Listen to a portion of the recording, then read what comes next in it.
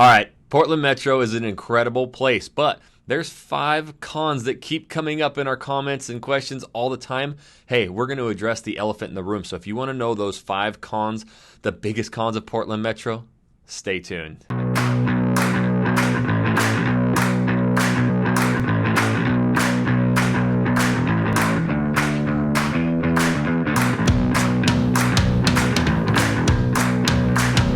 What's up, everybody? This is Jackson Ray Wilkey. And Jesse Ray Dow. And we are the Real Agent Now group right here in the Portland Metro. If this is your first time to this channel, you want to learn everything from Vancouver, Washington, to the Salem, to the Vancouvers, to the coast, to Bend. Make sure you tap that subscribe button and you click the little bell so you're notified every time we do a new video. We literally get phone calls each and every day from people moving all around the world, and we absolutely love it. If you're thinking about moving, relocating anywhere around here, give us a call, shoot us a text, send us an email, or even send us that pigeon carrier. However you want to get a hold of us, we got your back when moving to the Portland Metro.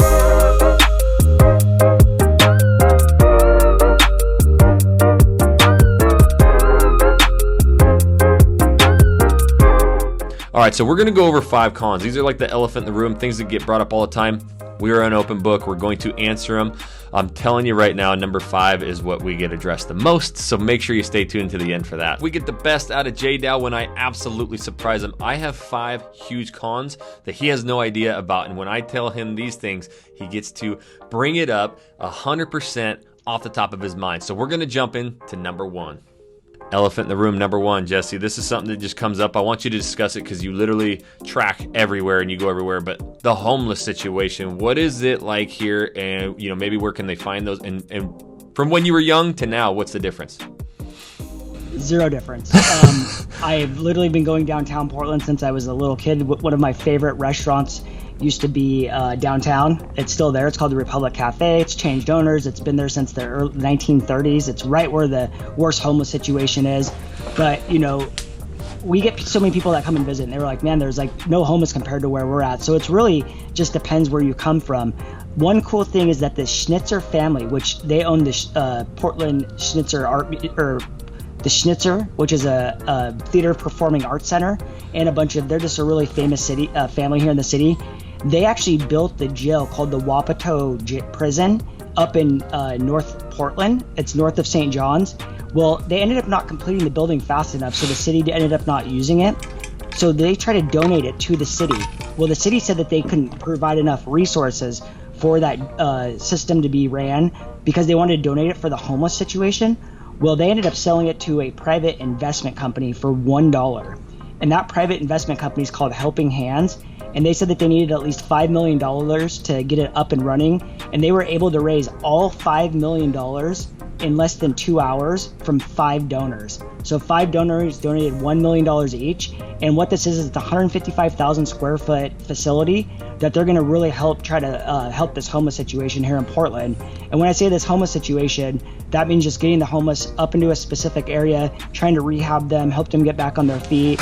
This is primarily for people with addiction issues, people that are, suffering from, mental health issues.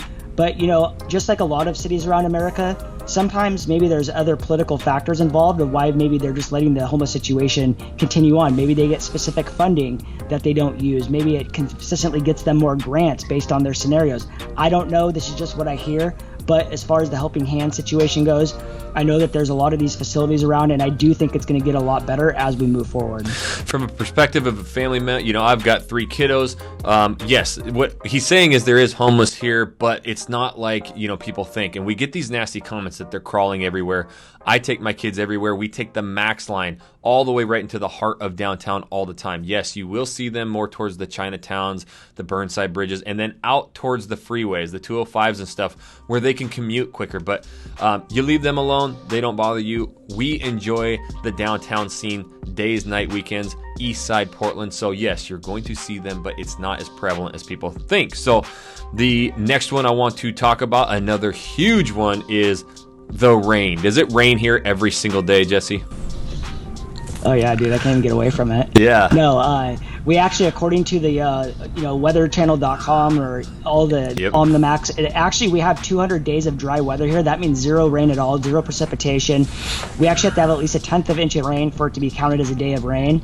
I would say that, a lot of mornings, because we're in between two coast range, we have the Cascade Mountains on one side and the coastal range on the other.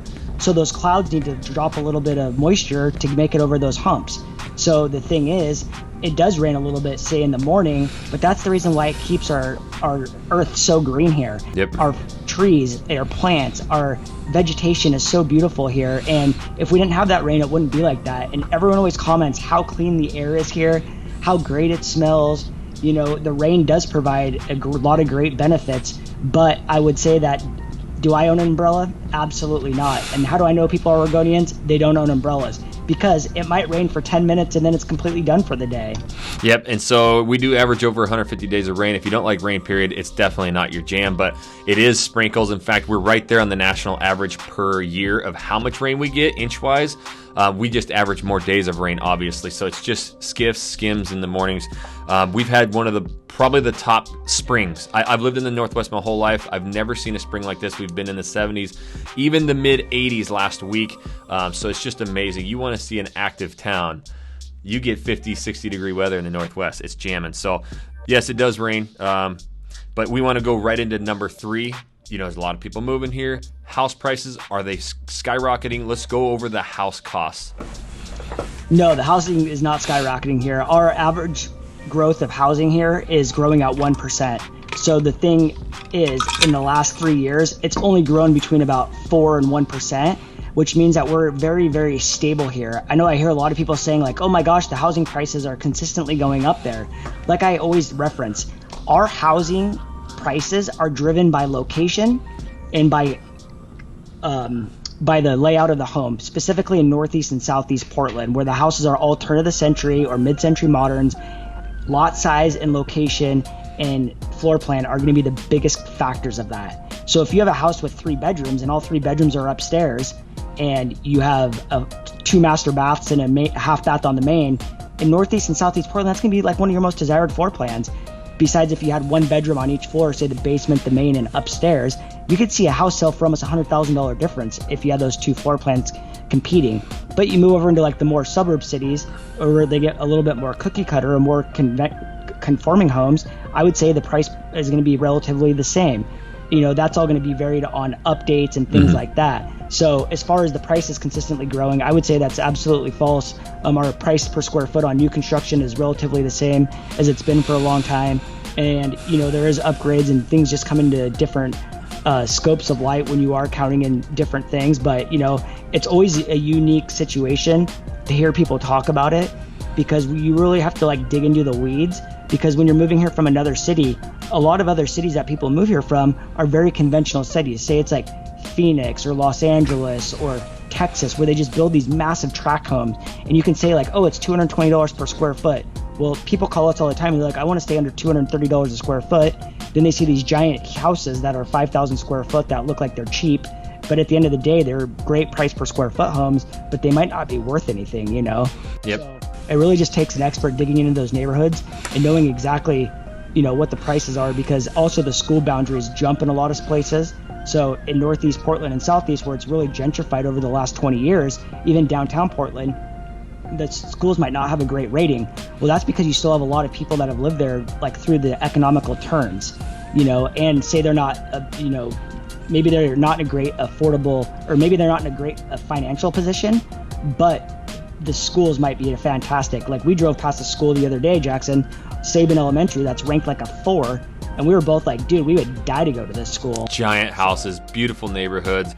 So yeah, for sure. And again, I just want to reiterate, we did not script this. I am 100% surprising him, because this is the way we get the best out of him. He knows this stuff. So when you have questions literally about anything or any of these issues or problems or cons or scary issues, you got to reach out, because we can help, not just debunk, we'll just be open and honest. So with that being said, we're going to jump into number 4. And this is something we hear more from the locals, but is there too many people here? Will you touch on net migrations, and can this city withstand the growth that we're seeing? Yeah, so Portland used to be one of the top most relocated cities in America. It still is a pretty desirable place to live. But when you look at where Californians are moving to, Oregon doesn't even rank in the top 5 anymore. And as far as like most relocated cities in all of the United States, Portland doesn't even rank in the top 25 anymore. But on the West Coast, we are the most affordable city to live. So Oregon's net growth is actually about 1%, which is double what the national average is as far as like people moving in or moving out. So that means we're almost at an exact balanced community. The thing that I will say is that over 50% of Oregonians weren't even born here. Mm-hmm. So therefore, we're just like America. Everyone in America, almost everyone's ancestors, 99% of us never came from America. Portland is pretty much the same thing, and that's the thing I love about it. It's a great melting pot, and our diversification is fantastic. That's what we get a lot of people saying, hey, I want my kids to go to a very diverse school. And when we look at the diverse ratings now in all the schools, they're all very, very high. So a lot of these schools have, immersion programs. They have Spanish, German, French, Japanese type languages that they're teaching the kids, as well as a lot of different growth programs that you could probably speak of, since you have kids in school. Yeah, and definitely, you see the diversity everywhere, but I will mention the West Side, definitely with the Intels, the Nikes, and all that is where we see the majority of it. But we did actually speak to the top economist here in Portland, and he said that this town could actually withstand, because of the infrastructure, what's being built, the highway systems and everything, up to 600,000, 700,000, 800,000 more people we could take. So do want to mention that a lot of people are actually moving out of Portland. The local Portlanders, they're heading up north into the Vancouvers or elsewhere. But yes, we will be able to withstand it. This place is amazing for growth. So the last one, this is very sensitive, the one everybody wanted to stay for. Does it have to be scary to move to the PDX, or what do you do? What does our team do to help people move here? No, we want to make the transition to Portland as seamless and as comfortable as possible. That means we want you just to focus on getting yourself here. We don't want you to have to worry about finding a listing agent in your city. We don't want you to have to worry about finding, movers to come out here. We don't want you to have to worry about finding a house when you get here. What does that look like? That looks like us having a very open conversation from the very start and knowing what your house finding goals are and what your family's goals are. We've had people reach out to us years in advance. We've had people come here the day that they want to buy a house and show up to our office and surprise us, which is great. But unfortunately, we do like to plan a little bit. Yeah, we like to plan, and we like to have a game plan to help you through this transaction, because things are very hectic. Imagine buying a house. Maybe you bought your first house and you can remember how stressful that was. That was also during a time that was probably most likely 5 to 10 years ago. Over the last 5 to 10 years, the real estate industry has significantly changed. There's a lot more advancements with technology. There's a lot more advancements with the way that we also condone business. So we can all get everyone in one room on one Zoom call at one time without anybody leaving the comfort of their own home, and really dial in what you're looking for in that home. Maybe it's a forever home. Maybe it's a house that you want to buy that's going to have some great upside down the road. Maybe you're looking to buy a house that you can put an Airbnb on, or an ADU. I don't know, but hey, let's all sit down and have a conversation and figure out, because that's what we love doing, and that's what we specialize. We don't only specialize in helping people, move. Mm-hmm. We specialize in like local sales, local transactions, but we are probably one of the most premier real estate team when it comes to relocating to Portland. Yeah, so what does this look like? My story is no secret. Moved here 2.5 years ago. I remember looking at properties before I moved 5 miles down from where I'm at now, 3 miles down from where I'm at now, and had a local friend say, it's not an area. I know your lifestyle. And I'm like, it's just right there. So going back and driving through it now, it was nothing but busy streets. My kids wouldn't have been able to play. I would have had no idea. So that's what we do. We lock down those initial conversations. We have them every single day, and we find your criteria. That also eliminates all of your time wasted driving around the Portland Metro. You're going to be lost. You think you know these areas. We can really start pinpointing, this is your lifestyle, this is what you like. Okay, we know you're going to like these areas. We can take you there. So the only way that we can do that, guys, is you got to reach out to us. Literally days, night, weekends. You got to give us a call, shoot us a text, send us an email, even send us that pigeon carrier. However you want to get a hold of us, we got your back when moving to the Portland Metro. And until the next video, what, J-Dow? Okay. We'll catch you later.